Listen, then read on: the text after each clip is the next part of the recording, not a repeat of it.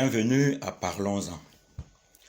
Nous parlons d'un élément important de la loi parlementaire de l'Église presbytérienne camerounaise qui est un maillon fondamental dans la prise de décision.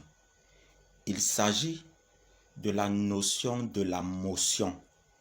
C'est quoi une motion et quelle est sa valeur juridique? La motion est une proposition émise par un membre délégué à une assise juridique. Elle n'est prise en compte que lorsqu'elle est secondée, aussi par un délégué à cette même assise juridique. Le modérateur de l'assise devra donc reprendre la motion clairement telle qu'elle a été posée et demander s'il y a des amendements ou des objections. Sa valeur juridique réside dans le fait qu'elle est fondamentalement différente d'une simple proposition. Elle donne lieu à un débat et généralement aboutit à une forte décision. Notons qu'il existe plusieurs types de motions. Et à chaque type de motion, il y a un certain raisonnement qu'il faut mettre en évidence. Nous allons les citer très rapidement pour le bénéfice et l'édification de nos frères en Christ. Nous avons d'abord la motion de substitution. En fait, la motion de substitution, c'est une contre-motion, c'est-à-dire quand on a posé la première motion et qu'elle soit secondée, il peut arriver qu'on constate soit des irrégularités, soit qu'on voudrait ajouter certains éléments à cette motion. La motion de substitution pourra donc être posée. Dans cette mesure, le modérateur finira par faire un vote tout en commençant par la motion de substitution qui a été secondée et terminée par la première motion. Deuxièmement, nous avons la motion d'ordre. Elle est formulée lorsque le débat au cours d'une réunion est en train d'être dévié.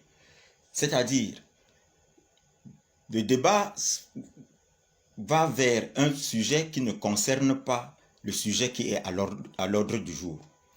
En quelque sorte, ça veut dire aussi, revenons à nos moutons, en d'autres termes. Nous avons la motion de procédure. Généralement, l'auteur se lève, il dit tout simplement procédure. Celle-là indique rapidement qu'au cours des débats, l'assistance est en train de ne pas respecter la procédure ou de l'oublier tout simplement. Nous avons la motion d'introduire un nouvel élément dans le programme. Lors de nos réunions, il arrive souvent qu'un programme soit présenté. Alors, il peut arriver qu'on ait oublié un élément ou que l'auteur voudrait ajouter un nouvel élément pour qu'il soit débattu. Et il explique clairement l'élément qu'il voudrait ajouter et indiquer le numéro sur le programme où cet élément devra être inséré. Nous avons la motion de rayer un élément du programme. Celle-là n'est que le contraire de la précédente que nous venons de dire tout à l'heure. Nous avons la motion d'ajourner un élément.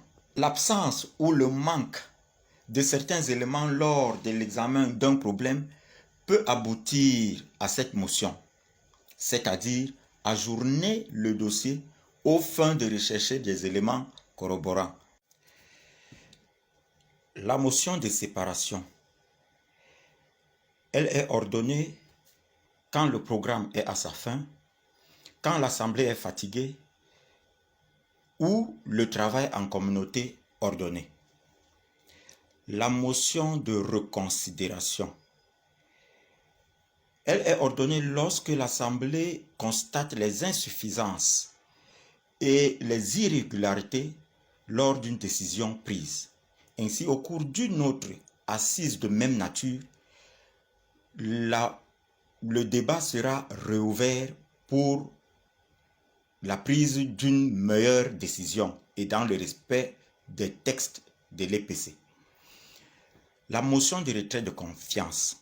La motion de retrait de confiance concerne les dirigeants, ceux qui occupent les postes. C'est-à-dire, une fois on constate qu'un dirigeant est fautif ou coupable de quelque motif que ce soit, la motion de retrait de confiance peut lui être adressée. La motion de retrait de motion. La motion de retrait de motion, c'est la procédure par laquelle on lève une motion qui avait été déjà secondée. Voilà en quelque sorte ce que nous pouvons dire par rapport à ce sujet de motion.